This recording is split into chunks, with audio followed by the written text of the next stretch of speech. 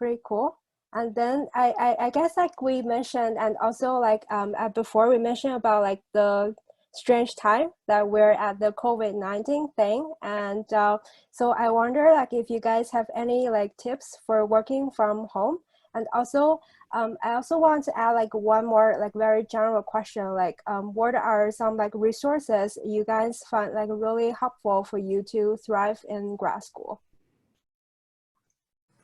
Yeah, before we hop in, sorry, Thomas, before we hop into that one, I think there's another Amen here that is ready to take some question. Dinesh, do you mind stepping up for the panel and answer that question? Happy to help if there's any admin joining. Sorry, I couldn't really reply on time, if you remember, but yeah, I am here to answer the questions related to MH program. Oh, cool. Thank you. Okay, so could you understand Yanan's question? Oh, I didn't really have a question. I was just telling I can actually answer the questions related to MH. Okay, no worries. Maybe in the next round you can answer some question. And Thomas, go ahead. Sure, yeah. I guess to kind of break that up in terms of resources, nothing in particular comes to mind. I don't want to get too specific because everyone here is doing a different research topic or MN's program or emphasis on their research. So, but yeah, definitely take advantage of your network. Discuss with other more senior people in your lab which workshops they took.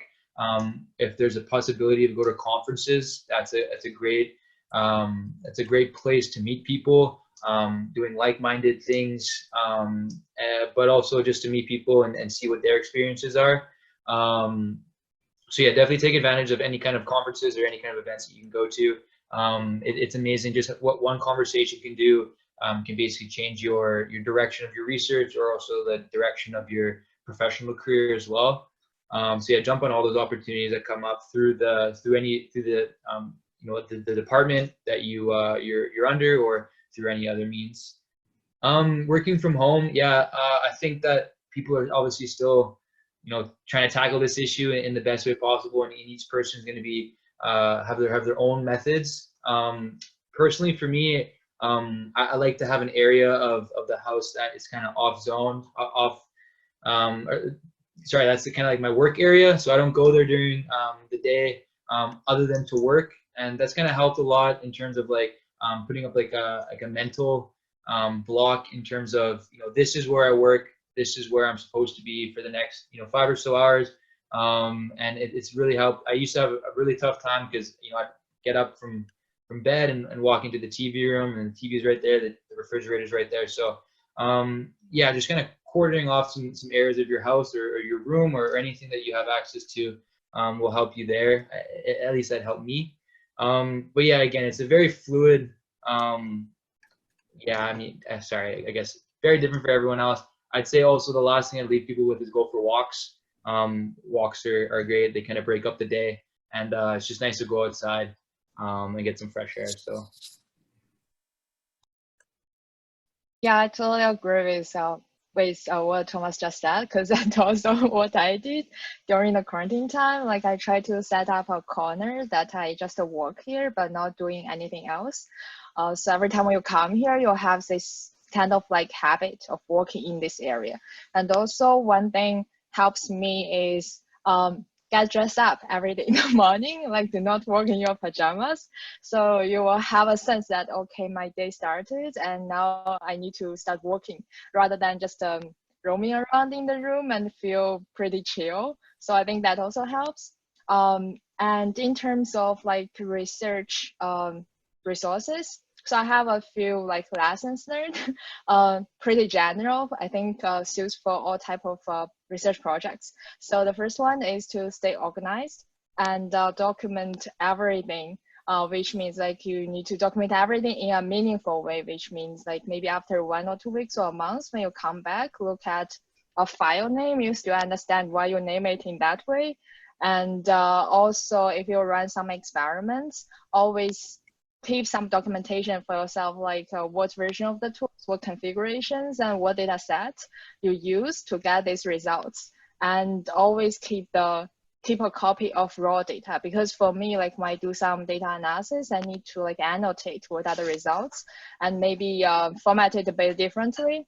But then I kind of get confused, and I found I won't be able to know what is the original result and whether this is a really mistake or really a outlined data point, or it's actually that I messed up in the middle or something. So I think keep a copy of raw data is also helpful.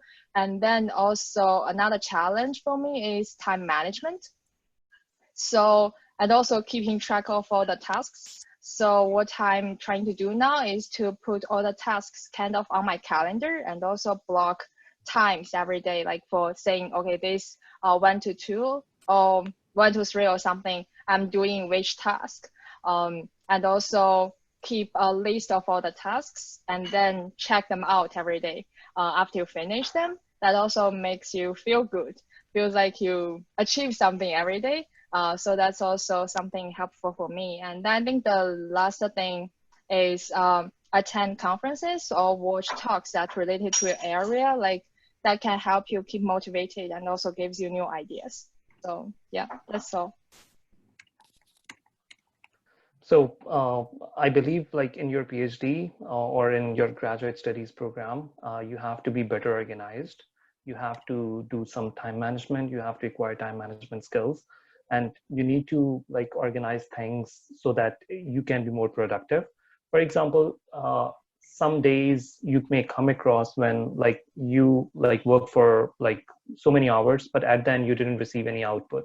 And then you are trying to think, okay, what have done today? I didn't do anything, so that's why I didn't get the results. So it's good to record your times that you spend on your research. For example, today I spent this much time on these tasks. And also sometimes you get fed up from your research because results are not coming. So you can try to have different things on board. Like you can start another thing for some time, and then you can get back to your research. So you can switch from one activity to another. And also one thing I noticed that sometimes when the results are not coming, you become despair and you lose your motivation. And what I used to do, I used to change my spaces. So sometimes, I mean, when the COVID was not around, so I used to use different spaces in the university, sometimes in the nest, sometimes in the library, sometimes in another library. So it helped me a lot. Like when you change your space or sitting area, then you can brainstorm in a better way. This is my opinion. Yeah, that's all from my side. Thanks, Rory, and everyone. I think like you guys like pretty much covered like crossed my mind, but I can add, if you ask me specific tips for working from home, I don't think I'm the best person to ask. So because I'm home averse. However, I always recommend getting outside, getting some time to get out while keeping a safe distance, whether going for a jog or walk around campus.